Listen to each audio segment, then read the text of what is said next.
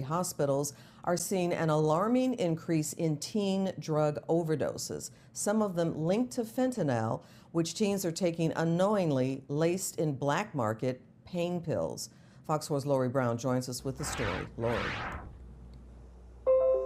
Clarice, experts say that the dealers that kids are finding on Snapchat are lacing counterfeit prescription pills with fentanyl to make them highly addictive cheaply, but it's also making them deadly. Today, Governor Abbott signed into law a bill that he hopes will help Texas get a handle on the problem. The number of lethal doses that just the DPS has seized is enough to kill every man, woman, and child in the states of Texas and California combined. The Texas Department of Public Safety has seen a dramatic rise in fentanyl on the streets, a narcotic that is 50 times more potent than heroin. In just the first 6 months of this year, DPS seized 1,000 times more of it than the same time last year. Well, I'm about to sign a law that is intended to crush the spread of fentanyl in Texas. It cracks down on the manufacturing and the delivery and distribution of fentanyl. A law that enhances punishment against fentanyl dealers with 15 years to life in prison. Senator Joan Huffman received bipartisan support for her bill. And my idea to increase the penalty enhancement for fentanyl came from some constituents, a family who woke up one morning to find their young college-age son dead in his bed. Cook Children's in Fort Worth says doctors are seeing more teen overdoses than ever before, and 2 recent deaths were due to fentanyl. Dr. Artie Gandhi, medical director of Cook Children's pain management program, says teens often begin by getting addicted to pain pills they find in their own homes.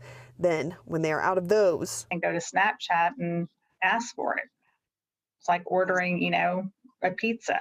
But dealers have laced the pills that look like ones approved by the FDA with fentanyl because it is cheap and addictive. Very, very scary, and something that we should all be worried about. Dr. Gandhi says it can be harder for parents to spot opioid abuse compared with alcohol or marijuana that leave behind a scent, and teens are watching their parents. How do you cope with different situations? Do you go to a substance? Do you go to a pill? Do you take Advil for every ache and pain? Or, how do we teach them some resiliency? We teach them coping strategies. Dr. Gandhi says a teenager's developing brain is more prone to addiction. We teach them different ways to seek out thrills and adventures. We keep them involved with community and sports and family time. And we teach them about the dangers of putting substances into your body that you don't know what kind of effect that they may have on you at that time or as you become an adult. Cook Children's says that teens as young as 14 have died from overdoses. Dr. Gandhi recommends that parents talk to their children about the dangers of taking non-prescribed prescription medication and also monitor their children's social media use.